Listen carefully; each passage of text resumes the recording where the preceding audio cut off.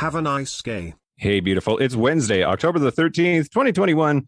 Welcome to Have a Nice Gay, where whatever candy we're eating, we're happy to break you off a piece of it. I'm Mike Johnson, and I'm here with my friend Chris Hagee of the We Read Movies podcast. Chris, how's it going? It's going great, Mike. How about you? Good. Although I am in Las Vegas unexpectedly, and I don't have my script in front of me, so this should be really fun, especially at the end when I have to say all those things.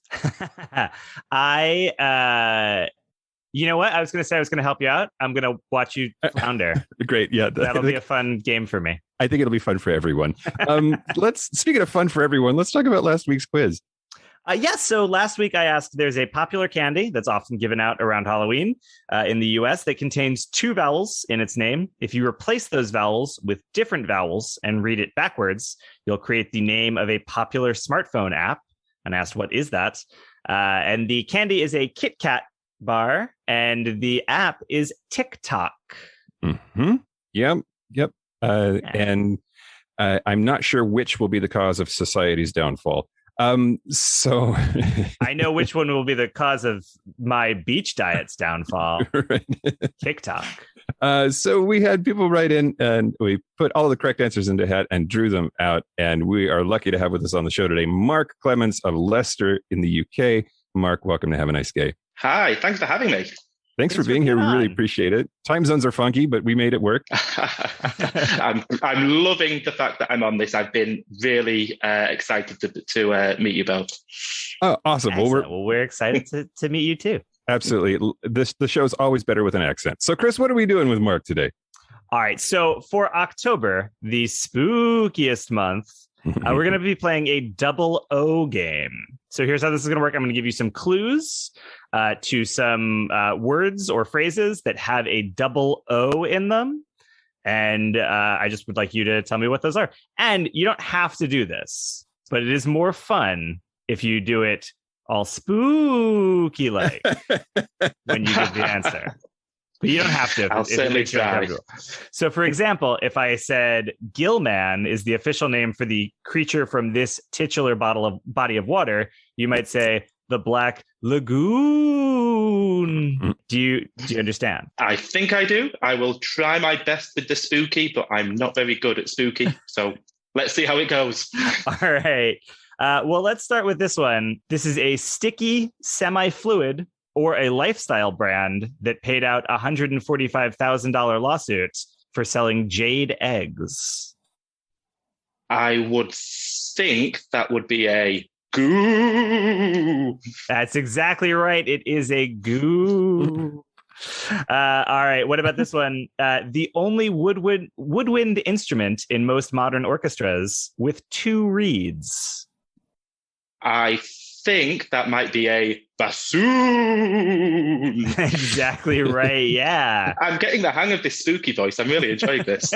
You're really committing to it. I appreciate it. Yeah. Once you let yourself, once you let the spooky voice take over for you, I find that you'll be slipping into it in meetings now. All right.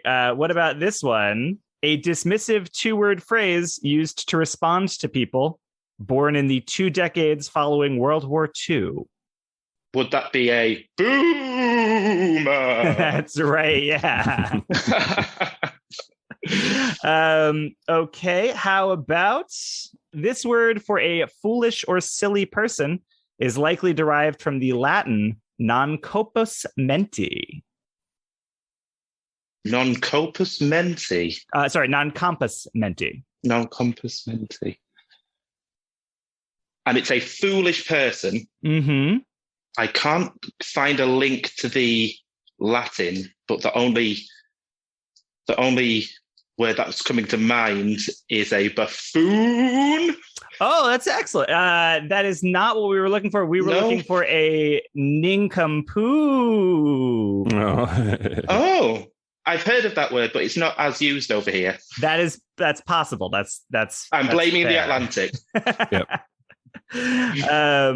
All right. How about a traditional Chinese tea? Traditional Chinese tea. Would that be an oolong? Yes, it would. Excellent job. Well, Mark, I don't even have to do math. You win. You win. Woohoo! You get all of the points and also Yay. all of the bonus points for doing a spooky voice so Fabulous. excellently every time. Mark, thank you for being on the show and for being such a good sport and for doing your level best with the voice. That was amazing. Perfect. Thank you for having me, gents. Your podcast really brightens up my mornings. So thank you to you and all the team. Thank you. That's really sweet. Thank you. Bye now. I mean, legit, the accent helps. Anyway. First off, I mean, you sound infinitely smarter with it and cuter. I'm going to say it. Yep. True story.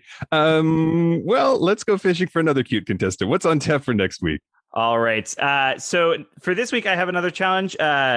There's a word for a deceitful person where if you move the middle letter to the end of the word, you'll get another word for a deceitful person.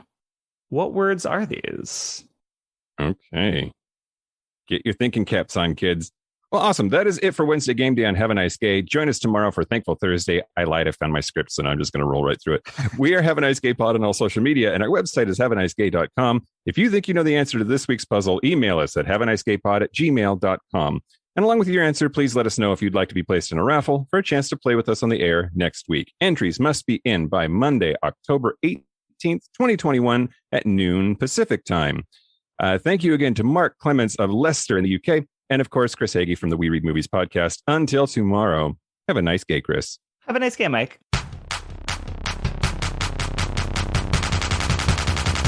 Have a nice gay.